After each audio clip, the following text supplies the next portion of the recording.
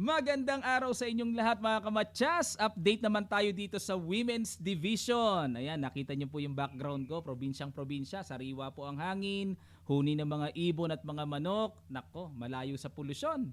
Ngayon naman ay sa bakbakan nila International Master Nurgyul Salimova. Ayan, marami pong umiidolong mga kalalakian, mga kababaihan pala, sorry. Nung nakaraan na sinubaybayan natin ito, talaga nagkakagulo yung mga kalalakihan dito kay Salimova. Bakit ba? Ang kaharap niya dito ay si Grandmaster Conero Hampi. Hindi po biro. Ang titulo nito ay Grandmaster na panlalaki. Iba po yung GM sa WGM. Kaya mabigat kalaban itong si Conero Hampi. Sa end part po, update ko kayo sa standing nila. Ang ginawa ni Nurgyul nag D4, Knight F6 si Conero, C4, E6, Knight F3 at nag D5 approaching Queen's Gambit, pero Katalan ang gustong pasukin ni Salimova. Bishop E7, Bishop G2, Knight E4. Interesting line mga kamatsas dahil dito ang madalas sa ginagawa yung top line talaga. Castling lang, simple lang. Pero ewan ko, syempre kanya-kanyang preparasyon yan. Nag Knight E4 at nag Castle F5, ayan, para pagtibay ng knight sa E4, nag B3, simple lang si Salimova, develop lang, double fianchetto, knight C6, bishop A3, kakaiba diskarte ni Salimova para ipalit ang dark square bishop sa E7 at umiwas naman si Conero, kakaiba din po. Usually, nakikita natin dito, himbis na gumastos pa ng isang tempo, magkakasling na lang sa king side kapaki-pakinabang para makatago talaga yung king. Pero dito, iba ginawa. Nag-bishop F6, E3 para solid ang D4, nag-H5, ayun, gagapang ng H4 para makapressure kagad. Knight FD2 para paalisin naman ang knight sa E4, H4, diretso pa rin ang pamempressure ni Conero. Knight takes E4, D takes E4 at nag-knight C3 develop, bookline pa rin, capture, capture, nag-queen D7, kakaiba na namang diskarte. Pero ito po, tingin ko aware pa rin si Conero, bookline pa rin kasi.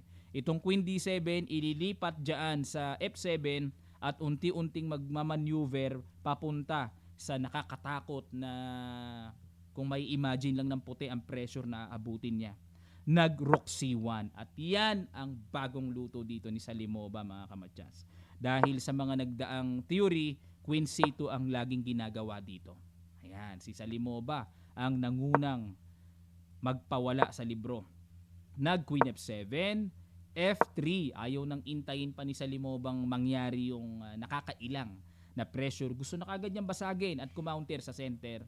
Kumapture, Queen takes F3 at nag-Bishop D7, Knight B5 pressure sa C7, Rook C8, Rook C D1. Ayun para magbibigay ng malakas sa pressure sa sentro. Queen G6, Knight C3 bumalik, King F7. Talagang wala nang kaslingan si Conero. Nag-Knight E2, lipat si Salimova papunta sa F4. Queen H6, may mga check-check pero safety naman po yan. Mukhang nakakatakot lang yan pero may mga check talaga na hindi dapat pansinin. Kasi pag King F2 lang, matetempohan lang ng Rook H1, baka makulong pa yung Queen pag napasubo. Nag E4 dito, ayun, para magkaroon ng malakas sa pressure papunta sa King. Nag G5, mukhang balak dito ni Conero magdi G4 at nag King F2. Iwas na para ipangsalubong na ang tore sa Queen at nag G4 dito. Atake, yun nga lang po medyo hilaw. Bad move ang ibinigay na grado ng computer engine. Dapat daw ang tira ay Queen H5. Ayun, Queen to Queen. Yun nga lang, syempre, si Conero ang nagbibigay ng pressure para umatake. Mangyari, ang gusto ng computer engine, ipalit kagad ang Reyna. Mukhang malayo po sa human eye view or perspective ng tao, malayo Siyempre, umaatake, iniiwasan yung mga exchange. So dito umatake, nag G4, Queen C3 umiwas at kumapture sa E4, nag King E1. Ayun, pinaubaya muna. Binitin muna yung pawn sa E4, pressure muna sa bishop, nakapin. Pero bad move pa rin ang tira na yan. Accurate po ay simpleng bishop takes E4. Pag chumek, wala pa rin namang problema anytime may bishop G2 harang at salubong ng tore na kukulungin ang queen. Kaya hindi maka-check-check dito si Conero Okay, balik tayo sa ginawa. Nag King E1, King G7, ayun na bad move dito si Conero. Dapat daw po King G8. Grabe no sa chess. Isang square lang po diferensya. Ang laki ng pagbabago, ang laki ng ibig sabihin. King G7 sa King G8. Bakit kaya? O malalaman natin mamaya ang diferensya nitong King G7. At kinapture na ni Salimova na mali pa rin. Dapat daw po Bishop C1. Ayun. Atakihin muna ang Reyna na halimbawa kung mag Queen G6 para depensa ng E4, may Knight F4 na magkakasunod-sunod ang tempo ng atake. Nako, medyo sakit ng ulo ng black ito mga kamatsas. Kaya ang tira dito, balik tayo sa ginawa, nag Bishop takes E4, Queen G5, another bad move. Ayun. Palitan na sila ng bad move sa mga simpleng islug-islugan na ginagawa nila mga kamatsas. Dapat daw ay pinapaiwas talaga King G8. Nako, ang lalim naman ng pagkaiwas na yan. Ano? Tingnan natin mamaya. Kahapon pa pinapaiwas dyan sa G8 na yan. Matindi. Queen G5, Bishop C1, Queen A5. Ayun, hinamon na ng Queen to Queen at tinanggap na ni Salimova.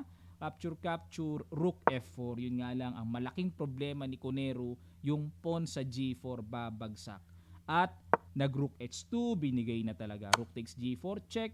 King H8, Rook G6, Bishop G7, Bishop F4. Ayan na, unti-unti nang pinoprogress dito ni Salimova. So, pawn up advantage. Plus, medyo pangit yung knight, pangit ang tore, passive. Lugi talaga si Conero dito. Knight C6, G4. Ayan, baka hindi makita. Matangay ang tore, pero kitang-kita. Umiwas, Rook H3.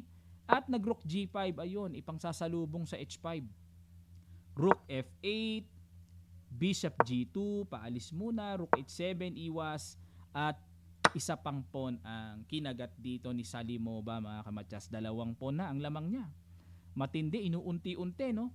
Bishop H6, Rook H5, Bishop E8, paalis, Rook H3, at nag-Bishop G6, Bishop D6, atake muna, Rook D8, at nag-Bishop F4, ayan na, exchange, capture, Rook takes H3, Bishop takes H3, at nag-Bishop C2, atake, Rook D2, Rook takes D4, ayun, may panabay din naman, counter attack sa knight, at kumapture sa E6, Rook E4, check, King F2 umiwas, kinapture, at nag-Rook takes C2, Knight B4, Rook D2.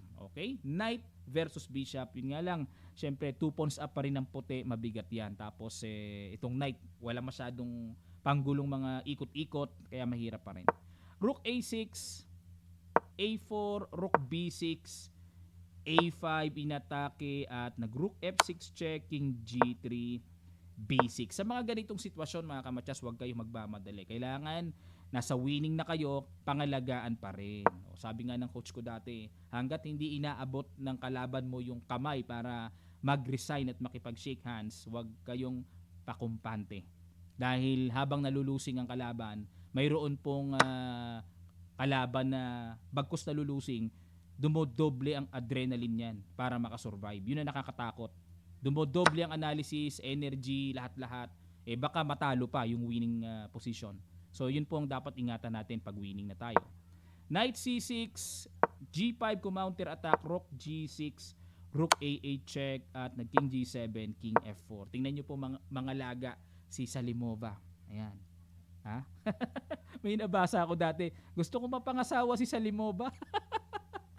Mga kalalakihan talaga, iba diskarte. Ayan, pag napangasawa nyo to, tingin ko, mapang-alaga ito. O, grabe mga alaga ng posisyon eh. Knight D4, inatake ang pawn sa B3, at nag-Rook takes A5, Knight takes B3, and nag-Rook A7 check, King F8, Bishop G2. Ayan, kitang-kita hanggang dulo, hindi nabawi yung dalawang pawn, ano. Maingat talaga. Rook B6, Bishop D5. Nako, ito na, mamaya. Pag nakapush yan, Knight C5, King F5, nako po, ito na ang delikado. Rook B1, obligadong maghanap na ng gulo-gulo. Kasi kung hindi po manggugulo si Conero, lalong walang kalaban-laban. Rook F1 check, King E5, Rook G1, inatake ang G6, at nag-simple Rook F7 check. Nag-resign po dito si Conero. Bakit nag-resign? Siyempre, kung pupunta sa G8, mayroong simple Rook F1, discovered check, tangay ang tore. At kung dito naman pupunta sa E8, magsisimpleng push na lang at unstoppable pa rin yung paparating na Rook F8 tapos magpo-promote ng Queen, bibigay na ang Torre, talong-talo na, Knight na lang ang natira kay Conero. Kaya niresign na niya. Mabigat itong si Nurgyul, no? Sa bagay, IM ng lalaki ang titulo niya mga kamatyas, pero very close na ito para sa strength ng Grandmaster title ng lalaki. Kasi ang dami na rin niyang pinipisak kung hindi ako nagkakamali. Sila Goryatskina, sila yung mga malalakas na kilalang women player sa buong mundo, pinisak na rin niya Na nakakagulat itong si Salimova, no? Biglang sumulpot yan mga kamatyas. Siya po ay taga saang bansa ba ito? Taga Bulgaria. Ayan, kababayan pala ito ni former world champion Vasilin Topalov. Ayan, kung kayo po ay meron pang komento at iba pang masasabi na mga moves, ideas na gusto nyo pang ipasok, comment nyo lang po sa section below para masagot natin at sa mga susunod ay ma-shoutout na rin kayo mga kamatyas. Okay? At ngayon tingnan natin ang standing. Nangunguna si Tan Zhongyi ng China sa score na 3 points at pumapangalawa si Goryatskina 2.5 points, Lano Katerina 2 points, Vaishali and Salimova 2 points, Conero Hampi, Leiting G at si Anna Muzichuk 1.5 points. Kaya po inanalyze natin yung laro nila Salimova dahil sila lang po ang nanalo Kaya yung iba kasi puro tabla. Alam niyo naman, gusto natin yung nagkakapisakan talaga Pag tabla hindi natin masyado ina-analyze Pero depende pa rin kung may nangyaring talagang lumagablab na laban na natabla. Pero mas maganda po ina-analyze natin talaga para mas exciting palagi ay yung mga nagkapisakan. Okay, maraming salamat po mga kamatyas muli po sa mga nagtatanong at nagme-message sa akin ng about po sa ating Kamatyas merchandise. Punta lang kayo sa ating Shopee link sa Kamatyas Sporting Goods Shop para kayo ay makapamili ng ating mga products. Papadala po namin sa inyo door to door. At sa mga nagtatanong po kung pwedeng may pirma daw, pwede po. Pipirmahan natin at di-deliver yan ni WGM Queen Kwang Kwong ni Mrs. Maraming salamat. Magkita-kita pa tayo sa mga susunod pang videos.